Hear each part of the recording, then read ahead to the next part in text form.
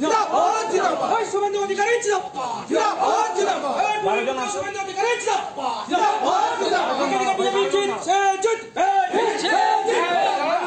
তৃণমূল হটাও পশ্চিম বাংলা থেকে রোহিঙ্গা তৃণমূল হটাও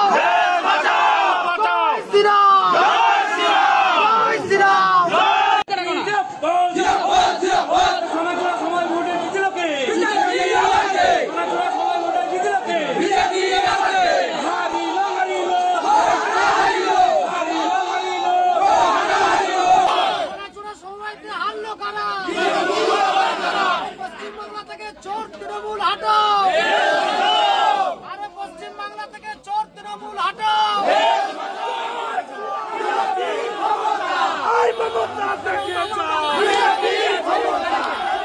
সোনাচূড়া হারিল সমবায়ে হারিল নন্দীগ্রামে হারিল সোনাচূড়া হারিল আজকে কি রেজাল্ট হলো কতগুলো আসন সোনাচূড়া কৃষি উন্নয়ন সমিতি লিমিটেডে পরিচালক মন্ডলী মোট 12টি আসন ছিল। আমরা ভারতীয় জনতা পার্টির পক্ষ থেকে 12টি আসনে নমিনেশন করেছিলাম। অপরদিকে তৃণমূল কংগ্রেসও 12টি আসনে করেছিল, বামফ্রন্ট 2টি আসন। আজকের আমরা ভারতীয় জনতা পার্টি 12 শূন্যতে জয়লাভ করেছি।